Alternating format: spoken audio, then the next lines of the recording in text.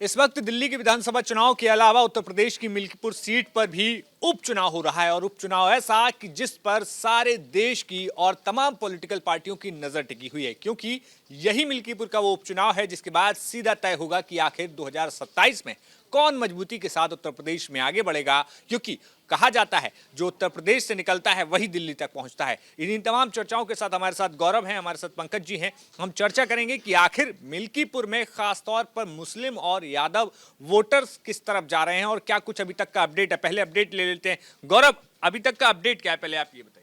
देखिए, अभी तक 12 बजे तक का जो वोटिंग हुआ है वो लगभग 30% से ज़्यादा का हो चुका है। आप देखिए, लगातार सुबह से ही समाजवादी पार्टी की तरफ से लगातार शिकायतें दर्ज कराई जा रही हैं इलेक्शन कमीशन को। अभी तक 20 ऐसे लेटर्स जा चुके हैं। करूंगा, अभी से बहाने ढूंढे जा रहे हैं, हार का ठिकरा कहाँ फोड़ा जाएगा। तो बीजेपी वालों ने इंटरप्ट किया है और कुछ बैलेट में भी धांधली हुआ है। अच्छा, तो हार का ठिकरा अभी से ठीक है, आपका क्या कहना है? देखिए, लगातार जिस तरीके से शिकायतें मिल रही हैं, आप देखे होंगे जिस प्रकार से उच्च स्तरीय जो अधिकारी हैं डीआईजी लेवल के, वो भी वहाँ वोटर कार्ड चेक कर रहे हैं। तो इससे कहीं ना कहीं अखिलेश यादव के ट्विटर हैंडल पे भी आप देखेंगे कि लगातार वो फोटो पोस्ट कर रहे हैं और शिकायतें दर्ज करा रहे हैं। यहाँ तक कि 3 जगह का जो ईवीएम मशीन है उससे खराब होने की भी शिकायत अवधेश प्रसाद, उसका वीडियो भी सोशल मीडिया पर आ गया है। आप देख रहे होंगे कि किस तरीके से वो लगातार अधिकारियों से बात कर रहे हैं। वहाँ जो पीठासीन अधिकारी हैं, एक तरीके से एक और आरोप लगाया गया था कि एक जगह कोई पीठासीन अधिकारी है जो देख रहा है कि कहाँ किस पक्ष में किस पार्टी को वोट दिया जाए। तो देखिए, लगातार जो पूरा सुबह से 9 बजे से जो वोटिंग शुरू हुई है उसके बाद लगातार जो आरोप प्रत्यारोप का एक दौर है वो शुरू हो चुका है मिल्कीपुर उपचुनाव को लेकर। बिल्कुल, लेकिन अगर इसके अलावा देखें, आपको क्या लगता है पंकज जी कि इस चुनाव में समाजवादी पार्टी ने जितनी तैयारी की थी, क्या 2022 का आंकड़ा दोबारा से समाजवादी पार्टी यहाँ दोहरा सकती है? क्या कुछ उम्मीदें हैं? देखिए, वो पहले ही साफ, जो उपचुनाव जब 9 सीटों पे उपचुनाव हुआ था उसी समय वो साफ हो गया था। 7-2 से बीजेपी की जीत हासिल हुई थी और ये वो मिल्कीपुर सीट है जिसपे कि बीजेपी सबसे ज़्यादा फोकस की थी और बीजेपी ने जितने भी तोड़ थे समाजवादी पार्टी के वो सारे ढूंढने की कोशिश की। तो अब इसी रिजल्ट में मिल्कीपुर के उपचुनाव को लेकर कोई संशय नहीं है। मिल्कीपुर में बीजेपी जीतने जा रही है और आप देखेंगे सुबह से अवधेश प्रसाद के कई वीडियो आए हैं जो हनुमान चालीसा का पाठ वो कर रहे हैं, उसके बाद से वो आरोप लगा रहे हैं। तो देखिए, राम जी इस बार उनकी बेड़ा नहीं, उनकी मतलब उनके बेटे की नैया नहीं पार लगाने वाले हैं। इस बार समाजवादी पार्टी की एकदम करारी हार या बड़ी हार मिल्कीपुर से होने जा रहा है और मिल्कीपुर से एक मैसेज 2027 के लिए भी जा रहा है। जो मिल्कीपुर में बीजेपी जो समाजवादी पार्टी को लीड में अयोध्या सीट से मिला था, फैजाबाद सीट से लोकसभा चुनाव में, वो समाजवादी पार्टी यहाँ से लूज करने जा रही है और एक बड़े मार्जिन के साथ जो लोकसभा चुनाव या आप ये विधानसभा चुनाव जो 2027 का होने वाला है उसका शंखनाद यहाँ से होने वाला है। देखिए, अभी तो लगातार वोटिंग जारी है। अभी कुछ कहना है कि किस तरफ चुनाव जाएगा, अभी बहुत ज़्यादा जल्दबाजी होगी मुझे लगता है, क्योंकि अभी लगातार वोटिंग भी जारी है और वहाँ पर क्या कुछ स्थितियाँ बनती हैं ये भी अभी देखने वाली बात होगी। लेकिन मेरा सवाल ये है कि आंकड़ों को लेकर जो तैयारियाँ भारतीय जनता पार्टी ने की और समाजवादी पार्टी की अपनी तैयारियां, अखिलेश यादव खुद आखिरी दिन प्रचार के लिए रैली करने के लिए मिल्कीपुर आए, तमाम समाजवादी पार्टी के नेता, डिंपल यादव ने रोड शो किया, योगी आदित्यनाथ ने 9 से 10 रैली की। तो क्या लगता है किसकी तैयारी ज़्यादा बेहतर लगी आपको? देखिए, तैयारी के मामले में जो बीजेपी है, जब लोकसभा का चुनाव का रिजल्ट आया था और बीजेपी अयोध्या हार गई थी, उसी समय से बीजेपी ने मिल्कीपुर सीट में जब उपचुनाव होना था तो बीजेपी उसी समय से इस पर लगी हुई थी, इस सीट को लेके। और बीजेपी के तमाम जो बड़े नेता हैं, दिग्गज नेता हैं, वो मिल्कीपुर को फोकस कर रहे थे।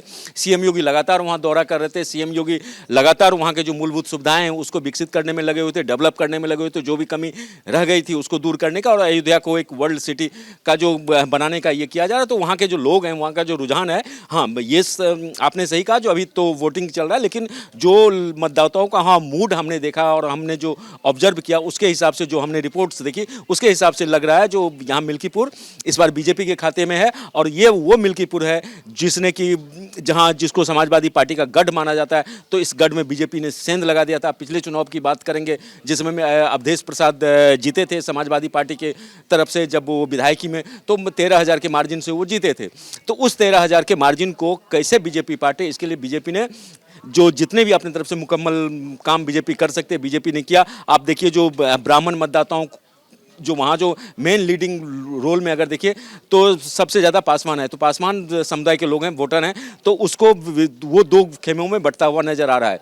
जो चूंकि दोनों प्रत्याशी समाजवादी पार्टी के हैं और दोनों प्रत्याशी आपको जो हैं सो पासी समुदाय के हैं, और दोनों जो हैं अवधेश प्रसाद का भी वहाँ पे समाजवादी पार्टी का, वहाँ अवधेश प्रसाद का पैठ है, इसमें से इनकार नहीं किया जा सकता। लेकिन बीजेपी की तरफ से जो प्रत्याशी हैं उनका भी वहाँ वो कद्दावर वहाँ के नेता है, तो इसलिए वोट वो वहाँ बढ़ता दिख रहा है। उसके बाद बात रही ब्राह्मण वोटर को, तो ब्राह्मण वोटरों को जो आप अगर ये देखिए तो उसको रिझाने के लिए जो बीजेपी ने है सो आपको बनारस से भी हिंदू जो ब्राह्मण जो लीडर्स हैं उनको लाया गया, वहाँ के जो स्थानीय लोकल ब्राह्मण लीडर्स हैं उनको मतलब जुटाया गया, 4-5 जो है सो लोकल जो ब्राह्मण के बड़े नेता का छत्रप कहे जाते हैं उन छत्रपों को वहाँ लाया गया।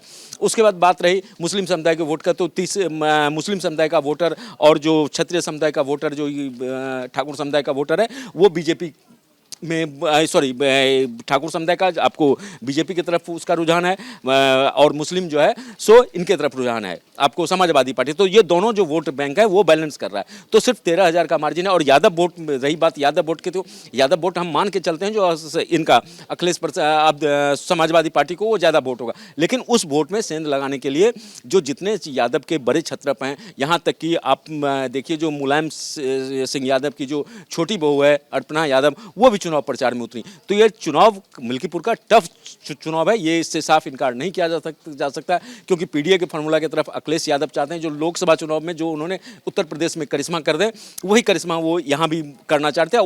उनका जो पैटर्न था जो चुनाव प्रचार का वो वही पैटर्न था, लेकिन इस पैटर्न का जो काट होता है, काट जो मुझे लगता है बीजेपी की तरफ से निकाला गया है, और बीजेपी की तरफ से मुझे लगता है जो पलड़ा बीजेपी की तरफ भारी है। बिल्कुल, यहाँ पे एक चीज़ और देखने को मिली थी, खासतौर पे जो बागी लोग हैं उन पर दोनों ही पार्टियों की नज़र थी। सपा के बागी की तरफ भारतीय जनता पार्टी नज़र गड़ाए बैठी थी, और भारतीय जनता पार्टी के जितने भी नाराज नेता थे उन पर कहीं ना कहीं समाजवादी पार्टी की नज़र थी।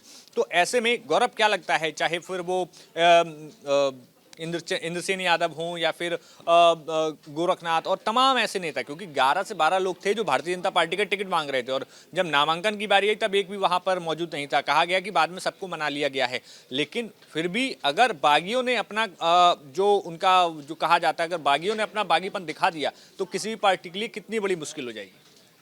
देखिए, निश्चित तौर पे जिस तरीके से लगातार चुनाव डे 1 से ही चढ़ता उतरता नजर आया, क्योंकि आप देखिए मिल्कीपुर का जो चुनाव है वो लगातार कभी इस ओर कभी उस ओर देखने को मिलता है। जो डेली चूंकि कभी डिम्पल यादव प्रचार करने आते हैं तो समाजवादी पार्टी का पल्ला भारी नजर आता है, कभी योगेशनाथ प्रचार करने आते हैं तो बीजेपी का पल्ला भारी लगता है। लेकिन जिस तरीके से देखिए, अगर हम समीकरणों की बात करें तो लगभग वहाँ 60,000 के करीब यादव हैं, 40,000 के करीब मुसलमान हैं। तो ये देखिए, ये पारंपरिक वोटर रहे हैं समाजवादी पार्टी की, और अगर हम 1 लाख इनको हटा दें तो उसके बाद जो पीडीए में सेंध लगाने की बात हो रही है, चूँकि 70,000 के करीब वहाँ बात की जा रही है कि पासी वोटर हैं, उसके अलावा 50,000 और भी जो पासी के अलावा गैर दलित हैं वो हैं। तो कुल मिलाकर दलितों के वोटरों की बात करें तो 1,20,000 से ज़्यादा दलित वोटर हैं, और पासी वोटरों में अगर डिवाइड भी होता है तो 50-50 अगर हम मान लें पासी वोटर, तो उसके बाद भी जो दलित हैं, पासी के गैर पासी जो हैं दलित वहाँ पे हैं, उनमें अवधेश प्रसाद का एक बहुत बड़ा होल्ड है, और अवधेश प्रसाद की पूरी राजनीति ही मिल्कीपुर में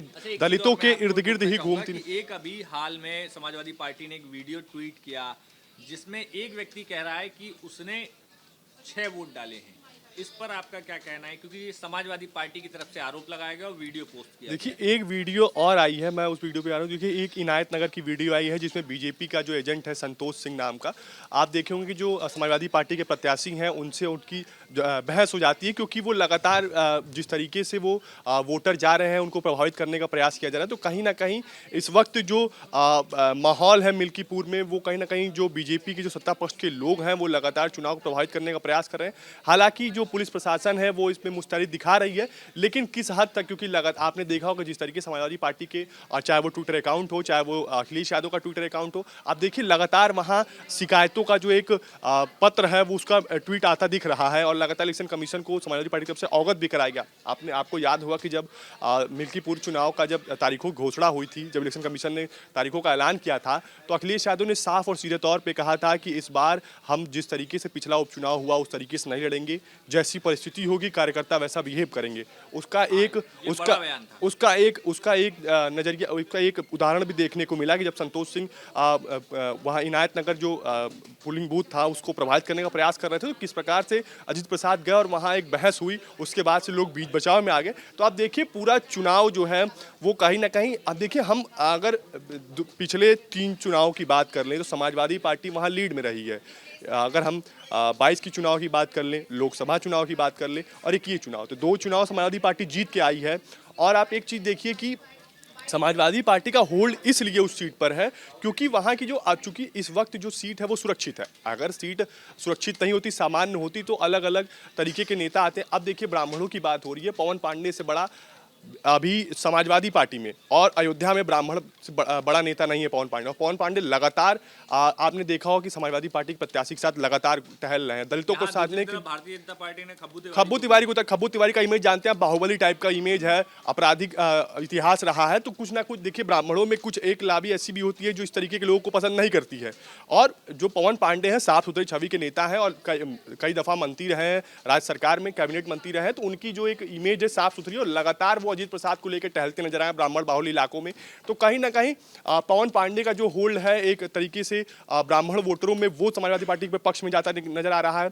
जो MY समीकरण है, आप जैसे यादव की बात करते हैं वो पुराने समाजवादी नेता है और सुरक्षित सीट थी क्योंकि इस वजह से जाति का अगर आधार पर भी देखें तो उनको टिकट मिलना मुमकिन ही नहीं था। इसके बाद अगर आप बागियों की बात करें, जो सबसे ज़्यादा बागी अगर देखा जाए तो बीजेपी की तरफ से आए, चाहे वो गोरखनाथ पासवान हो, चाहे वो महावीर त्यागी हो, इन तरीके के जो लोग थे उनको मान मनोबल के लिए सूर्य प्रताप शाही और स्वतंत्र देव सिंह जैसे नेताओं को जाना पड़ा। हालांकि उनका जाना कितना कारगर होगा ये तो अभी चुनाव के नतीजे आएंगे उस दिन पता चल जाएंगे, लेकिन जो क्षेत्र की स्थिति थी उस तरीके से चंद्रभानु प्रसाद के साथ, जो चंद्रभानु पासवान उनके साथ ये जो बागी नेता थे ये टहलते नजर नहीं आए हैं, ये इनके लिए वोट मांगते नजर नहीं आए, ये साइलेंट हो गए। तो इसका कहीं ना कहीं एक मैसेज भी जा रहा था कि जो हमारे नेता हैं, चूंकि कुछ तो होल्ड होगा उनका अपने क्षेत्र में, हमारे नेता हैं वो साइलेंट, इस वजह से ये वोटर साइलेंट होते हैं और ये कहीं भी मोबिलाइज होकर चले जा सकते हैं। ऐसे में वहाँ का ऐसे कहना, ये एग्जाम्पल हमने प्रतापगढ़ के लोकसभा चुनाव के दौरान देखा था। हाँ, जब राजा भैया साइलेंट हुए हमारे कार्यकर्ता स्वतंत्र हैं। उनसे जाके जो समाजवादी पार्टी के जो प्रत्याशी थे वो मिले, उसके बाद जाके देखना होगा किस प्रकार से कौसामी पूरा समीकरण ही बदल गया। जब अपना दल की जो राष्ट्रीय अध्यक्ष हैं अनुप्रिया पटेल के बयान के बाद देखा होगा किस प्रकार से पूरा समीकरण ही बदल गया। तो आप देखिए ये पूरा जो चुनाव है ये परसेप्शन बनाम बढ़त का है। बीजेपी परसेप्शन देना चाहती है कि जो राम मंदिर का मुद्दा है, जो हिंदुत्व का मुद्दा है वो बरकरार है, और समाजवादी पार्टी ये बढ़त बनाना चाहती है क्योंकि 13,000 का पहले ही बढ़त था और एक जो बढ़त उसने लोकसभा के दौरान बनाया था वो बढ़त बरकरार रखना चाहती है। और कहीं ना कहीं जिस तरीके से, चूंकि आपने देखा होगा सुबह से 2-3 घंटे इतनी स्लो वोटिंग हुई लगातार अधिकारियों के हस्तक्षेप की वजह से कि अवधेश प्रसाद से लेकर जो समाजवादी पार्टी के उच्च पदाधिकारी हैं वो लगातार सक्रिय हो गए। फिर उसके बाद थोड़ी सी नरमी बरती गई। और इसके आगे सवाल मेरा ये भी है पंकज जी से भी कि समाजवादी पार्टी जो आरोप लगा रही है, जैसा गौरव ने बताया कि तमाम आरोप समाजवादी पार्टी की तरफ से लगाए गए हैं। अच्छा, इन तमाम आरोपों पर आपका क्या कहना है? क्योंकि ये तमाम आरोप समाजवादी पार्टी ने पिछले विधानसभा उपचुनाव में भी लगाए थे, जब 9 सीटों पर उपचुनाव हो रहे थे। उस दौरान भी कई जगह ये शिकायतें सही पाई गई थी और कई पुलिस अधिकारियों और पुलिसकर्मियों को सस्पेंड किया गया था। तो क्या लगता है ये जो आरोप लगा रही है समाजवादी पार्टी, इसका कितना असर दिखेगा? देखिए, जहाँ तक मेरा मानना है, जो देखिए आरोप में कोई दम नहीं है। और पिछले हमने उपचुनाव में भी देखा था 9 सीटों पर जब उपचुनाव हो रहा था तो उस तरह के अखिलेश यादव की तरफ से आरोप लगाए गए थे। हालांकि 1-2 जगह पे जो आरोप के बाद कार्रवाई भी हुई थी, लेकिन जो इलेक्शन कमीशन है और जो राज्य सरकार है या जो स्थानीय पुलिस प्रशासन है वो चुनाव को बढ़िया ढंग से, सुचारू रूप ढंग से करवा रही है। और इस तरह का जो समाजवादी पार्टी की तरफ से जो कुछ आरोप आए हैं, वो आरोप में वो तो देखना होगा उसमें कितनी सच्चाई है। अभी फिलहाल कहना मुमकिन नहीं होगा। लेकिन मेरा जो जहाँ तक ये आकलन है, जो समाजवादी पार्टी जो 13,000 का जो वोट का मार्जिन पिछले विधानसभा चुनाव के दौरान था, और गौरव ने जितनी भी बातें कही जो ये उनके फेवर में प्रचार कर रहे हैं, ये कर रहे हैं, तो हमने जब देखा था जो पिछला विधानसभा चुनाव हुआ था जिसमें अवधेश प्रसाद जीते थे, उसमें भी सारे फैक्टर्स काम कर रहे थे, लेकिन उसमें समाजवादी पार्टी मात्र जो आपको है 13,000 वोटों से जीतने में कामयाब रही थी। और जब लोकसभा चुनाव में जब ये अयोध्या की सीट की बात करें तो इस सीट पे जब ये जीते, अवधेश प्रसाद जीते, तो अवधेश प्रसाद का वोट परसेंटेज है जो मिल्कीपुर का जो जिस विधानसभा में अभी उपचुनाव हो रहा है वहाँ भी उनका वोट परसेंट कम हुआ था। और बीजेपी के सामने सिर्फ बस सिर्फ ये है जो 13,000 के मार्जिन को बीजेपी गैप को कैसे कम कर सकती। तो अगर हम मान लें जो 70,000 का वोट अगर इसका है क्या बोलते हैं पासवान समुदाय का, तो पासवान समुदाय में अगर आप 6,500 वोट भी उनका काट लेते हैं तो 6,500 वोट काटने का मतलब होता है जो 13,000 का वोट का बीजेपी को लॉस होता है, समाजवादी पार्टी को वैसे ही लॉस होता है। तो ये बहुत बड़ा इसमें मतलब इक्वेशन इस तरह से मुझे नजर नहीं ये भी था कि आप इस चुनाव में जो प्रशासन है उसका कितना बड़ा एक फैक्टर प्रशासन को मानते हैं कि क्या प्रशासन का होना किसी पार्टी के साथ किसी को पार्टी को फायदा मिलेगा या नुकसान? देखिए ये सत्ता पक्ष, जहाँ पे सत्ता पक्ष होता है तो विपक्ष, सत्ता पक्ष पे विपक्ष के जो लोग होते हैं ये आरोप लगाते रहते हैं। ये रवायत कोई नई नहीं है, ये वो बहुत पुरानी रवायत है। आप उसको इतिहास उसका उठा के देखते आइए। जब बीजेपी यहाँ थी तो बीजेपी लगाती थी अखिलेश यादव पे, जो वो भी इस तरह के ये करते हैं। अब चूंकि बीजेपी का है तो अखिलेश यादव या समाजवादी पार्टी की तरफ से लग रहा है, तो ये हर जगह होता है। ये कोई नई बात। देखिए ऐसा देखिए अगर ऐसा होता है तो बहुत रेयर ऑफ द रेयरेस्ट होता है। और उसके बाद चूंकि चुनाव आयोग, स्थानीय प्रशासन और इलेक्ट्रॉनिक का जमाना है, वीडियो का जमाना है, मोबाइल का जमाना है, हर समय हर जगह वीडियो बन जाता है, सब कुछ हो जाता है। तो सिर्फ आरोप वो इस तरह का आरोप नहीं। और प्रशासन, सवाल इसलिए भी था क्योंकि जब डिम्पल यादव मिल्कीपुर उपचुनाव में रोड शो करने जाती हैं तो सपा कार्यकर्ताओं पर, जिसमें अगर हम जोड़ें तो डिम्पल यादव भी उसमें शामिल हैं, तो सपा कार्यकर्ताओं पर एफआईआर होती है कि भाई आप अनुमति से ज़्यादा गाड़ियां ले गए और आपने रोड दोनों तरफ से जाम कर दिया। आपको अनुमति थी कि आप सड़क के किनारे लगाकर प्रचार कीजिए और रोड शो कीजिए। लेकिन क्या ऐसी एफआईआर किसी भारतीय जनता पार्टी या सत्ताधारी पार्टी की तरफ से आपने देखी है कि उस पर कभी ऐसी एफआईआर हुई हो? क्योंकि नेता कोई भी हो, सड़कें हर तरफ की जाम ही हो जाती हैं। नहीं, बात आपकी एकदम सही है। लेकिन इसमें देखिए, इसमें कई बार देखना होता है जो आपने उसका उल्लंघन किया तो किस सीमा से किया। अगर आप एकदम खुलेआम मर्यादा का, देखिए कोई भी प्रशासनिक अधिकारी वहाँ होता है तो चूंकि डिम्पल यादव या अखिलेश यादव या जो है वो एक बड़े नेता है, तो उनके खिलाफ वो आज इनकी सरकार है, कल उनकी सरकार बदले, जो प्रशासनिक अधिकारी होते हैं वो इस तरह की बातें नहीं चाहते हैं करना जो इसके इन विवादों में है। वो उनकी ज़्यादा से ज़्यादा ये होती है जिस मामले को सुलटाया जाए। लेकिन जब कोई किसी चीज़ की अति हो जाती थी, प्रशासनिक अधिकारियों सबको को भी वो एक्शन लेना पड़ता है, तो उसी के तहत वो हुआ था। इसको ज़्यादा मतलब कोई बड़ी बात नहीं है जो इस तरह का दर्ज हो गया। इस तरह के मामले दर्ज होते रहते हैं। अगर उन्होंने किया है तो, अगर नहीं किया है तो फिर ये साबित हो जाएगा। अगर किया है तो फिर उसका उनको खामियाजा भुगतना पड़ेगा। चलिए, बहुत बहुत शुक्रिया पंकज जी। इस बात से मैं इत्तेफाक रखूंगा। पंकज सर भी इस बात को मानते हैं कि जो उपचुनाव होते हैं वो सत्ता पक्ष के होते हैं। और पंकज सर लगातार एक आंकड़ा दे रहे हैं 2022 के विधानसभा चुनाव का कि जो अवधेश प्रसाद थे वो मात्र 13,000 वोटों जीते थे। लेकिन अभी का जो 6-7 महीने पहले लोकसभा का चुनाव हुआ है उसमें आप मिल्कीपुर विधानसभा का अगर आंकड़ा उठा के देखें तो कितनी बड़ी मार्जिन थी और कितना बड़ा लीड था अवधेश प्रसाद का। तो हम उतने दूर का देखने की क्या ज़रूरत है, हम अभी का देखें तो वो बढ़त जो है, वो बढ़त क्या समाजवादी पार्टी, देखिए जिस तरीके का बढ़त मिल्कीपुर में समाजवादी पार्टी ने लोकसभा में बनाया था, वो बढ़त निश्चित तौर पे देखने को मिलेगा। उसे पाटना बीजेपी के लिए सबसे बड़ी बात होगी कि 13,000 नहीं बल्कि वो जो मार्जिन था उसको पाटना बीजेपी के लिए एक चुनौती है।